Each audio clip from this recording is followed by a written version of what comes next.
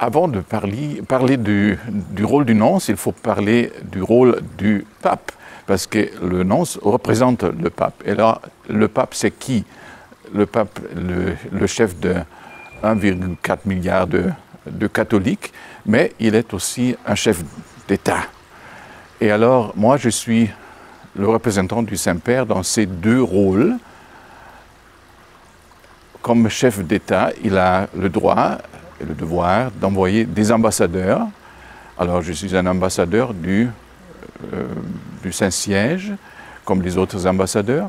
Mais en même temps, je suis un envoyé du pape comme chef religieux. Donc, je suis envoyé aussi auprès des autorités ecclésiastiques.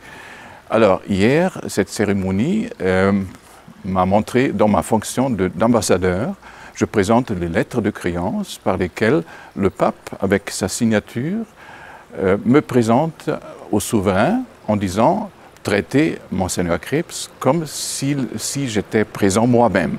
Donc, on me présente les lettres de créance pour se présenter et se montrer avec l'autorité du pape. Alors, ça, c'est le rôle du nonce. Le nonce est chargé d'améliorer, approfondir les relations, soit avec les autorités ecclésiastiques que les autorités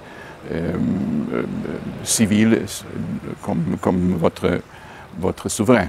Donc, hier, j'ai approfondi nos relations à ce niveau-là avec les autorités politiques, d'abord le souverain, mais aussi avec les autres collaborateurs du ministère des Affaires étrangères.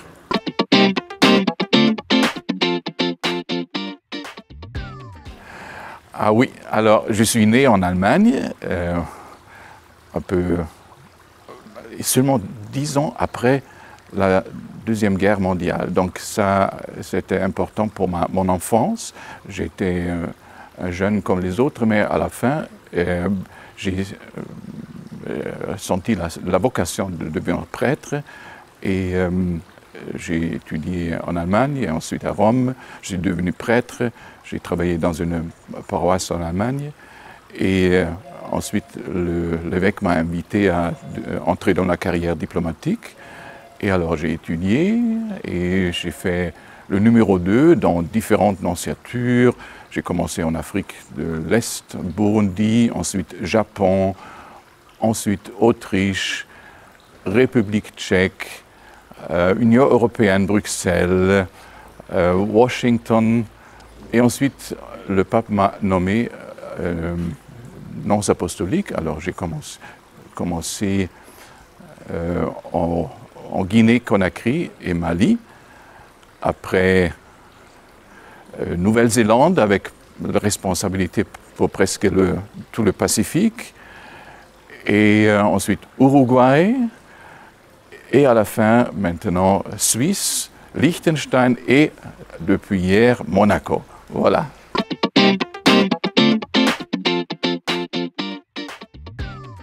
On peut avoir l'impression que Monaco soit une île, mais les gens savent que ce n'est pas le cas.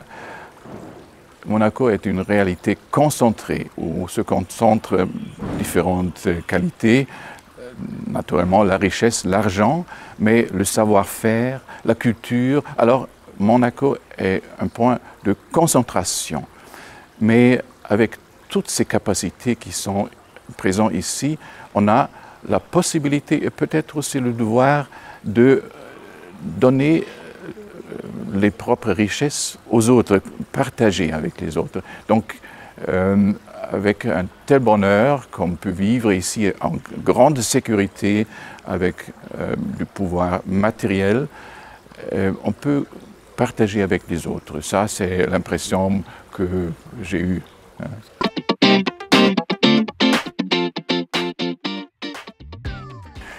Le message pour les fidèles de Monaco n'est pas différent par rapport au message aux autres catholiques du monde.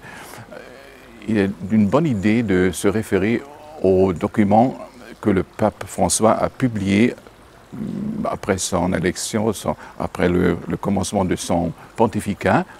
Alors là, déjà dans les premiers chapitres de cette exhortation apostolique, Evangelii Gaudium, le pape écrit « Nous devenons pleinement humains comme nous sommes plus qu'humains, en permettant à Dieu de nous conduire au-delà de nous-mêmes. » Alors ça, c'est le message parfait, être conduit au-delà de nous-mêmes pour devenir vraiment humain. L'humanité, c'est notre but commun que nous partageons avec tous les autres, mais nous avons, en chrétien, nous avons une grande richesse.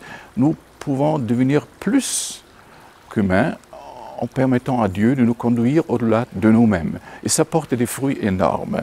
Ça nous donne des capacités, pas seulement de parler de l'Évangile, mais de vivre l'Évangile. Alors ça, c'est mon message qui touche les monégasques comme tous les autres chrétiens du monde.